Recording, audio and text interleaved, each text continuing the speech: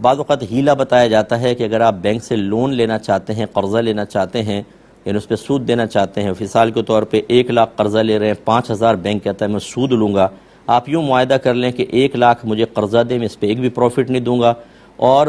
5,000 کا میں ایک پین بینک سے خرید لیتا ہوں،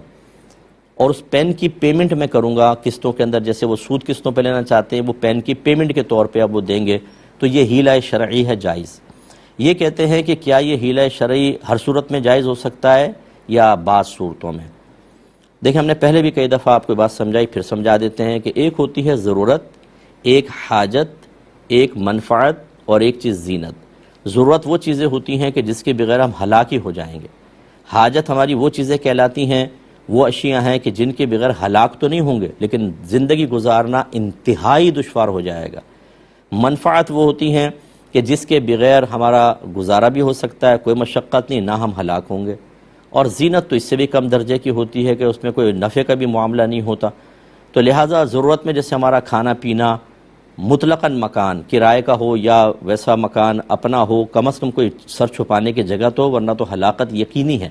تو یہ ضرورت میں آتا ہے۔ اور حاجت کے اندر آتا ہے، جیسے آپ اپنا مکان نہیں خرید سکتے لیکن کرائے کا مکان افورڈ کر سکتے ہیں، تو یہ آپ کی حاجت کہلائے گی، کیونکہ اس مکان کے بغیر آپ مر نہیں جائیں گے، کوئی دوسرا مکان لے سکتے ہیں۔ یا اسی طریقے سے بعض دوائیاں ہوتی ہیں جو اتنی زیادہ امپورٹنٹ نہیں ہوتی، نہ کھائیں تو آپ مریں گے نہیں، وہ آپ کی حاجت کے درجے میں آئیں گی۔ سود جو ہے، اچھا پھر منفعت، جیسے 2 دکانیں ہیں، آپ نے کہا ایک اور دکان بنا لیتا ہوں، چلو نفع ہو جائے گا،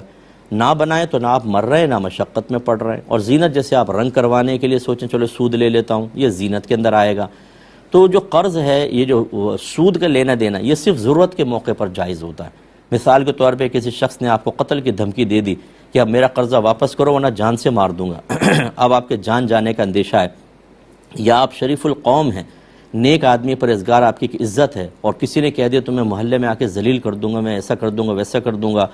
اس صورت میں اب یہ ضرورت ہے۔ جان، عزت، آبرو کی حفاظت یہ ضرورت کے اندر آتی ہیں، اس میں بقدر ضرورت، وہ بھی بقدر ضرورت آدمی اس طرح کے معاملات کر سکتا ہے، لیکن حاجت میں، منفعت میں، زینت میں بالکل بھی نہیں۔ اس کا مطلب ہے کہ اس قسم کے ہیلہ شرعی جو ہیں یہ بھی صرف ضرورت کے تحت ہی جائز ہوتے ہیں۔ اگر آپ ہیلہ شرعی کو مطلقاً اجازت دے دیں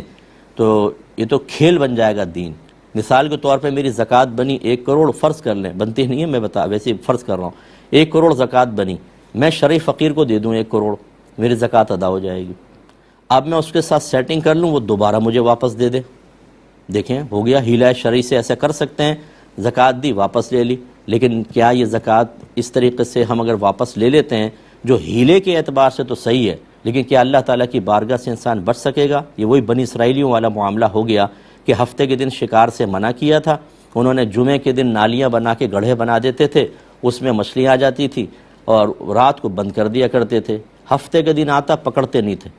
اتوار کے دن شکار کر لیا کرتے تھے، کہتے ہم نے تو نہیں اس کو پکڑا، یہ تو جمعے کی رات کو آ گئی اور ہفتے کو تو ہم نے شکار ہی نہیں کیا۔ لیکن چونکہ یہ ہیلہ تھا اور خلاف شرع تھا، ضرورت کے بغیر تھا، ان سب کو اللہ تعالیٰ نے بندروں کے اندر بدل دیا، شکلوں کے اندر، اور پھر تباہ برباد ہو گئے۔ اس لیے جو منفعت کے لیے یا زینت کے لیے یا حاجت کے درجے میں سود لیتے ہیں، یہ جہنم کے انگارے اپنے پیٹ میں اتار رہے ہیں۔ یہ صرف ضرورت کے درجے میں ہو سکتا ہے، اس لیے ہمارا مشورہ یہ ہے کہ عوام الناس اپنے پاس سے ضرورت کی تعین بھی نہ کرے، بلکہ اچھے علماء سے معلوم کرے، وہ بتائیں گے کہ ہاں آپ کے لیے شرعاً جائز ہے کہ نہیں، پھر آپ کریں، ورنہ احتیاط ہی جاری رکھیں۔